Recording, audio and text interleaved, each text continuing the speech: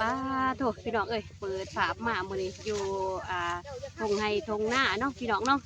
มาเบิ่งสาวเล่าวเกี่ยวเขาพี่น้องเอ้ยมื้อนี้สาวจอนสาวเบนเพิ่นเกี่ยวเขาพี่น้องเอ้ยมื้อนี้ไปพี่น้องเอ้ยก่อนสิรับเบิ่งรับชมภาพบรรยากาศสาวเล่าวเกี่ยวเขาก็อย่าลืมกดไลค์กดแชร์กดติดตามส่องสาวนุ่นนาแฟมิลี่เด้อพี่น้องๆเพื่อเป็นกำลังแห่งจิตแห่งใจเนาะในการเอาคลิปใหม่ๆมาฝากมาตอนพี่น้องๆเฮาเด้อพี่น้องๆเอ้ยสบายดีเนาะไปเบิ่งกันเลย สบายดีจ้าเกี่ยวเขาน้ำกันเด้อFC ป้าโตพี่น้องเอ้ยอันในทงเพิ่นกระปุกยังเนาะ โป๊กใส่แมงมันแต่บ่ทันใดเขาโต โอ้มีแมงมันลายบ่ จังว่าที่คือบ่ทันเห็นจะไปใส่หมด ใบเขามันยังดิบจะสิเนาะคือสิมีอยู่ดอก แล้วเมื่อครัวกินเสร็จซะ ยังมันบ่ป้าโตพี่น้องเอ้ย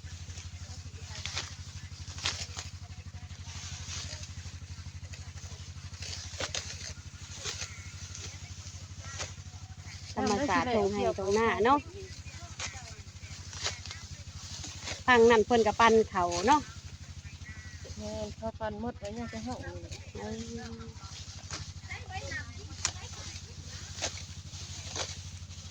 มาจากคนมื้อนี้ มาหลายคนอยู่แต่ว่าคนเดียวมันจะซอง ต้องคนเฮ็ดเวียกเกี่ยวเขา ช่องคนคนอื่นก็ไปซอยเพื่อนบ้านเขาปันเขาหมด โอ้แต่ว่ามื้อนี้นี่เขางานสอนเนาะทั้งงานแก้วเขางานปั่นเขาเนาะ ปันกับปัน อ่า เกี่ยว โถ่ เกี่ยว ว่าจากได้ทางนั้นคือถือสวนอยู่ แป้งน้ำ แปลงน้ำหน้าบ่น้ำหน้าบ่ทันบก เป็นหน้าเล่นเนาะพี่น้องเนาะ กินบ่เบิ่งมาเขานี่พี่น้องFC ชัวร์ ได้กินอยู่ดอกเนาะเก็บจะได้แหละแนวคันสิว่าจังหนึงก็ใช่แต่ว่ามันเป็นห่วงเป็นหมากไห้แน่เนาะเพราะว่าช่วงต้นระหว่างเดือน8เดือน9เนาะเสียลง เสียลงเถอะเพราะว่า มาช่วงที่ว่าทอกอีกพี่น้องเอ้ยช่วงทอกช่วงถือผ้ากะว่าพายุเขาเป็นเดือนคุณทั้งฝนทั้งลมพี่น้องเอ้ยชีวิตชาวนาเนาะ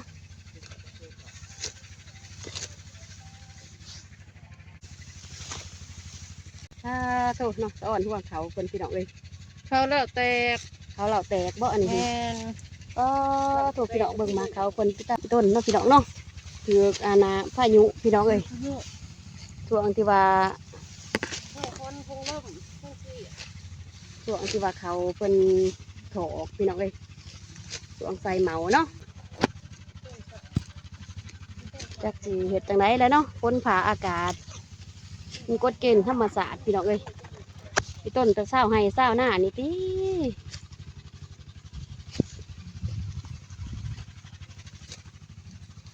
ปลาถูกพี่น้องเอ้ย สิไปเที่ยวเขาบุกเลยบุกกันบ่ได้นี่เพิ่น เบ้าบ่คันสิว่าเอาร่วมแรกกับเครื่องรีบเครื่องตึงเนาะเม็ดเขามันบ่เต็มปานใดปีนี้พายุให้ธรรมศาสตร์ทำลายเนาะพี่น้องเอ้ยทำลายห่วงเขาห่วงหนามปีนี้พี่น้องเอ้ยก็สิว่าจังไดแหละ เขาจะคนหน้าที่นี่นี่อึดเขา ก็โถ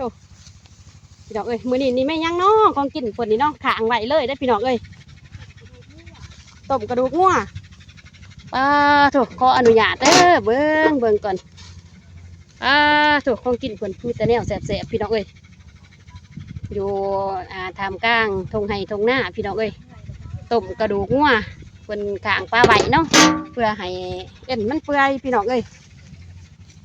เพื่อให้เอ็นงัวเปื่อยจะได้เนาะไม่เท่าหันพังนั่นคือว่าเกี่ยวคนเดียวโอ้เกี่ยวข้าวเจ้าบ่หมูมอบให้เป็นพิเศษแล้วเนาะให้เพิ่นทงหนึ่งรถพี่น้องเอ้ยให้เพิ่นเกี่ยวมื้อนี้ป้าโถกระตูบหน่อยค่อยหักเพิ่นพี่น้องเอ้ย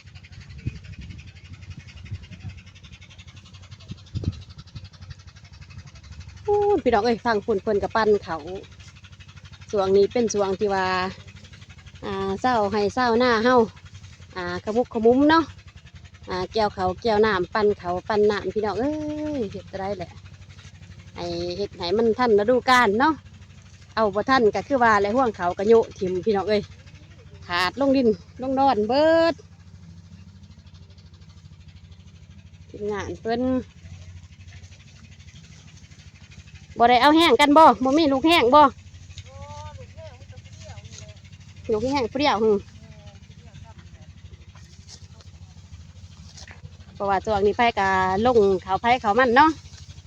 ลงเกี่ยวเขาไผเขามันพี่น้องเอ้ยถูกไว้เนาะสาวเกี่ยวนี่พี่น้องเอ้ยสาวเราไต่เกี่ยวเขาไว้เด้อพี่น้องเอ้ยโสดได้สบายดีFCแน่ซาเบนน้องซาเบนสบายดีFCกับปินหนามาตีให้ FC เพิ่นเห็นหน้าเห็นตาแน่ซาเบนเพิ่นเคลื่อนกองพี่น้องเอ้ยซาเบนข่อยเคลื่อนกองพี่น้องเอ้ยถูกหนามเพิ่นบ่ทันได้บกเลยนี่พี่น้องเอ้ยเพราะจังว่าถามเพิ่นมื้อนึงซื้อตรวจไปซ้ายไปหาเลาะเป่งหนามเพราะว่ามันเป็นหนามหน้าเล่นเนาะหน้าเล่นนี่ก็บกยากได้พี่น้องเอ้ยถ้าสิว่าบกแท้ๆก็พูดระดับเดือน2 เดือน3พุ่นแหละพี่น้องเอ้ยมันก็เบิดเด้เขาให้เขาหน้าเฮาเนาะ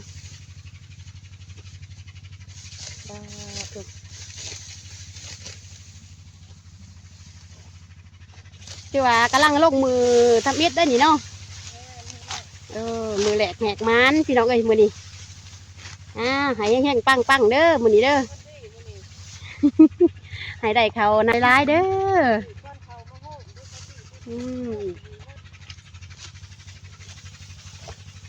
เพราะว่ากำลังมือแหลกของเพิ่นที่ว่าลงเก็บเกี่ยวข้าวหนามพี่น้องเอ้ยเพิ่นดำหลาเนาะดำหลากันทุกสายเดือนพี่น้องเอ้ยสายเดือน11จะอยู่ระหว่างเดือนเก่าเนาะเดือน8 เดือนเก่าเลยเนาะดำหน้าเนาะจังว่าสุกส่วงคือว่าถ่ายเดือนพี่น้องเอ้ย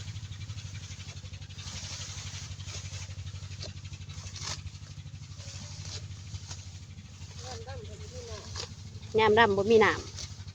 ำถูกเพราะว่า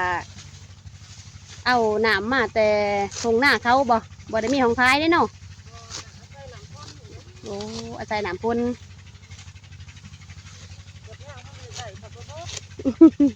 บตีแล้วเนาะย่ามมาอยากได้ฝนปัดบ่มาเนาะฝนมาหลาพี่น้องเอ้ยมาหลาแล้วก็เบิดหลาอีกพี่น้องเอ้ยฝนมาส่วงเดือน8 เดือนเก่าเศร้าหน้าเพิ่นทำการผลิตกะยังยุ่งยากเนาะกับหนามกับในพี่น้องเอ้ยเพิ่นมาบ่ทวงบ่ทันเด้เฮ็ดจะได้แหละเนาะมาบ่ถือยามบ่ถือเวลาพี่น้องเอ้ยบ่ถือตามฤดูกาลเนาะ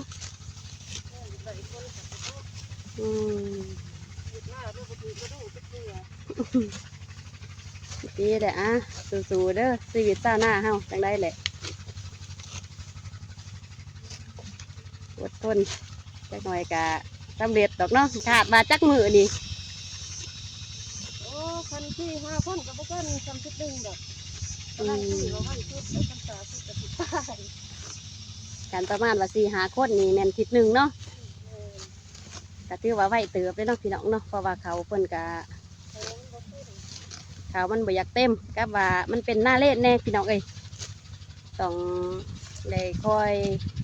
เกี่ยวคอยมีอันพี่น้องเอ้ยเพราะว่าหยาดมันตกลงใส่น้ำเด้เขตนี้มันเป็นแบบแถวโคกแน่พี่น้องเอ้ยแถวโคกมันจะแห้งแน่ลักแห้งเลยมันจุดกลางคนนับแต่ว่าทางหนาเพิ่นไปมันมีแต่น้ำเลยพี่น้องเอ้ย